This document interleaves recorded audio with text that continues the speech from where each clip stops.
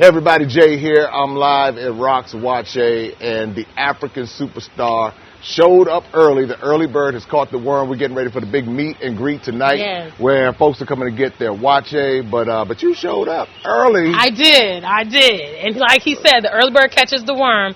So I didn't want to miss my opportunity to come and meet and greet with you. I think you're doing amazing media across the continent, and each one teach one. We all, can contribute to getting our narratives out there, encouraging our people across the diaspora to explore the continent. That's what I've been doing on social media as well. So I really applaud all your efforts. I love your videos. I'm so happy to meet you. And it's even better because I came early, so I don't have to contend with the crowds, because I know this event's going to get really blown up in a bit. So, yeah. Well, I appreciate that. Tell me a little bit about your channel, your journey, your experience. Why Africa? Okay, all right. Well, that's a loaded question. Anyway, formally, I'm Gina Ifoe. I'm the one and only African Superstar. I'm here on YouTube. I'm on Instagram, TikTok, Facebook. Essentially, I'm fiercely Pan-African, and I promote our people to return to the motherland and build our motherland and enjoy life here and build families and businesses and etc. So I grew up in Columbus, Ohio, and I started visiting the continent in 2016. I made my first trip to Ghana, and I fell in love at that point. I then left the U.S. in 2017 and moved to the U.K. because I just was tired of, the racial climate and the violence, and, I was very frustrated professionally in the U.S. as well. So I moved to the U.K. At that time, I started really heavily traveling to the continent. So I came back to Ghana multiple times. I visited East Africa. I've been to Kenya, Tanzania. I've been to Egypt, Nigeria, and also South Africa. And Ghana is my favorite. Medo Ghana pa. So I decided in 2018 to relocate to the continent. I gave myself a date of June 2020, which was my birthday in June. Okay. So this was pre-COVID. So I just want to let y'all know I'm not a year of return. No offense, but I've been doing this for a while. So anyway, simultaneously, I was building my YouTube platform at that time. I opened up a website, which is theafricansuperstar.com. I share Pan-African products, also Black Love products. I'm wearing one of my collections, which is Black Lovers Stay Single, because I believe in growing our communities through families. So I offer all these products online. And I grew my channel. I moved here formally, 2020, right after the lockdown. Right. I came. My channel was growing, and then YouTube took it down. Oh, no. So we're currently rebuilding our new channel. I've recently started doing music here in Ghana as well. I have official music videos here on YouTube. Ghana is Good For Me and Ghana Roll Call. I promote the continent through music. And, that's my journey. I've been living here. I love it. I think that it's an amazing place. It's caused me to be so creative, and I'm much more relaxed, and I'm seeing a lot of progress in my personal life in different various areas. So that's a little bit about my journey. Well, how would you encourage people who are afraid to come to anywhere in the continent? Because you know how it is in Columbus, Ohio. Yes. Experience in America. The narratives that we've been indoctrinated with. Seeing. So how would you encourage someone to say, okay, you know what, consider? I think that obviously most black people in the world know that the media has been used as like a tool against us. We know that it's biased. We know that it omits so many things. We know our formal education hasn't been comprehensive. Mm-hmm. We understand all these things, even if you don't have a great depth about it. And so what happened in my case was when I realized that the media was not comprehensive and the education wasn't comprehensive, I began to do my own investigation. And that's what I would encourage you guys to do. You don't have to take our impression of the continent for your own, but I would encourage you to come and see, because it's definitely been restricted from you. It's definitely been omitted from you, and you've been discouraged from opportunity here. And so many other foreigners come here, non-black people come here. They're not afraid. I was going to ask you about that. When you saw so many here living the dream. Yeah. And I mean, they're really making their dreams come true How here. about this? They're living the American dream Here. in Africa. Yes, exactly. The so-called American dream. And I think if anybody should be living well on the continent, it should be us. Yeah. You know? So what drove me to begin coming to the continent was I wanted to have my own personal experience, and I wanted to be versed in it. And that's kind of how it happened, you know. I was given the name the Afrikan Superstar when I lived in the U.S. because I was so passionate about the continent, but I felt I needed context to that. So I needed to go and see it and experience it. And much like what I expected, it was not what I had seen. It was not what I had heard. And, you know, and coming here and having this option has literally changed my life. You know, it has just turned it 360. How has it changed your life? Because when people hear that, they're like, oh, that's just talk. How has it changed your life? Well, you know, first of all, I think the pre-existing problems that we're dealing with in the West, we are powerless to change those things.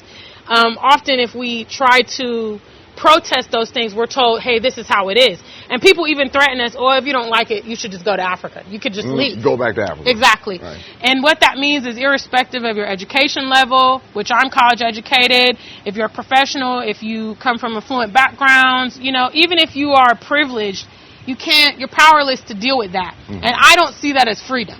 Got it. You know? And so, me being able to actually pursue my goals without less barriers is phenomenal, because it has restored the hope. When you're in a situation and you know, irrespective of what you do, you cannot change it, you become hopeless. And I think I was going through that. And so many of our people are going through a lot of psychological problems because, you know, they just can't, they're limited. They're limited in their upward mobility. They're limited in their response to certain things. We get treated unfairly in the police system. Everybody knows it. We can't do anything about it. We go to the judicial system. It also doesn't resolve it. So, I mean, there's no resolution, and I think that's what causes a lot of the defects, because even in nature, there's a cause and effect.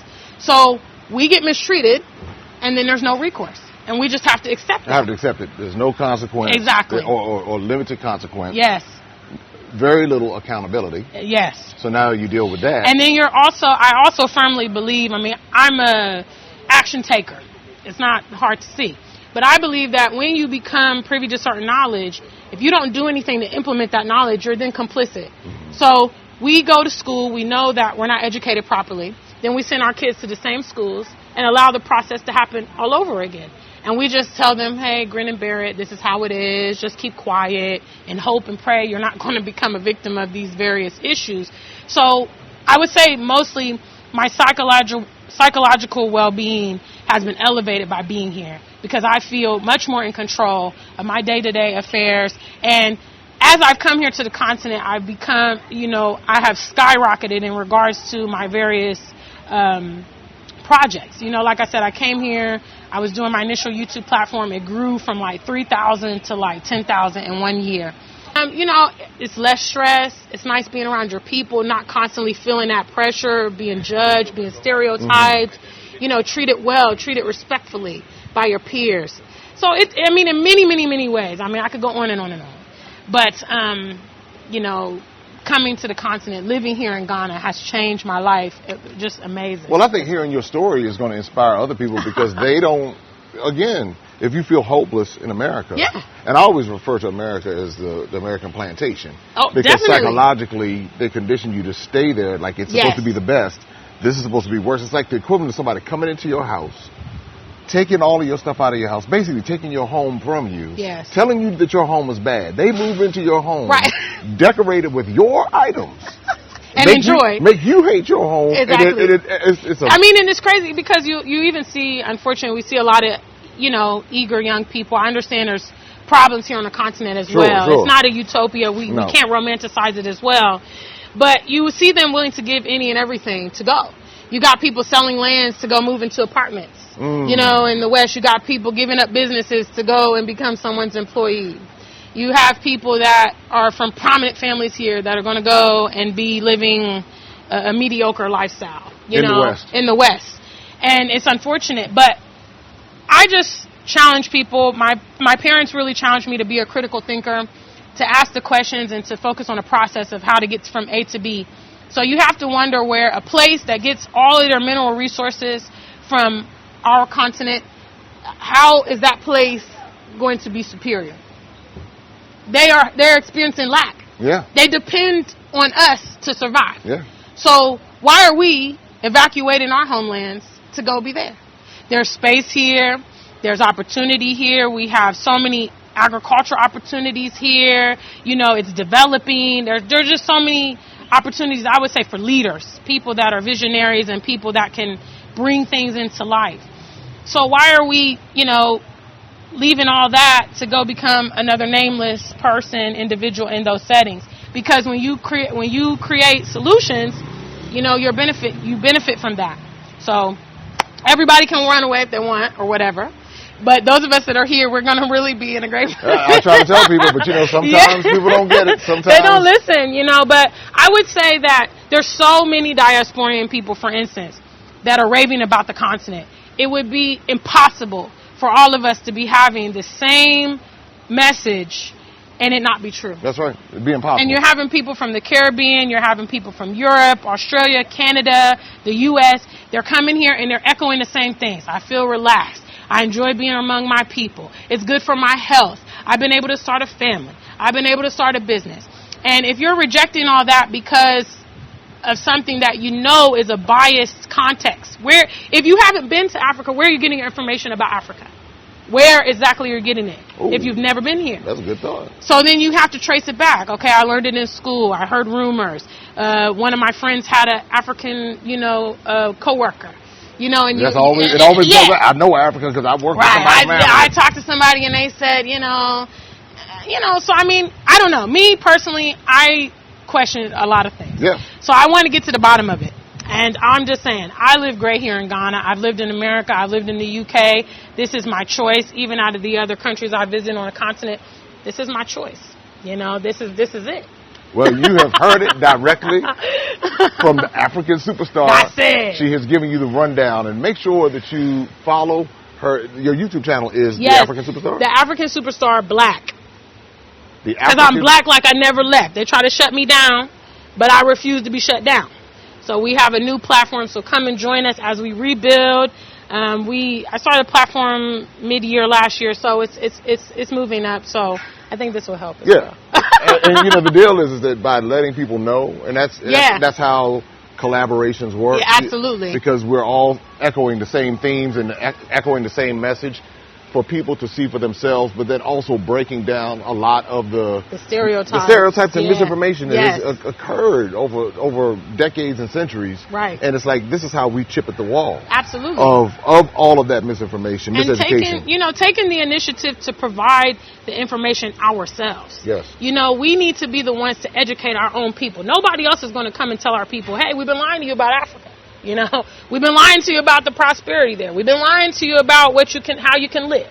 They're not going to tell us that. So unless those of us that are the explorers, those of us that are pioneers, unless we communicate back to our people and say, hey, look, this is what it is, and you need to take advantage of it, the story will never be told. That's right. So again, I really commend you for what you're doing. I think it's remarkable. I love all of our people that are going out because, I'm in it with you. Yes, I know you. So I know the struggle. And obviously they don't want us to get this message out. You also have to question, why is this kind of message suppressed? Black empowerment, Pan-Africanism, pro-blackness has been suppressed through history. They don't want us to be independent. They don't want us to be self-sufficient. Why is that? Why don't they? These are the questions you should ask yourself and realize that us, your peers, are desperately trying to make you aware of a potential option. You don't have to take it, but it is a potential option that, for me, has turned things completely around. Being connected to the continent has been, a lifesaver. And I'm so happy I'm in the right frame of mind. I'm very productive. I think I'll live a long, happy life because of the continent in Ghana. So you heard it. So what are you waiting on? Have you been? A lot of time people come for the first time and their life changes. If anything, it just broadens your mind.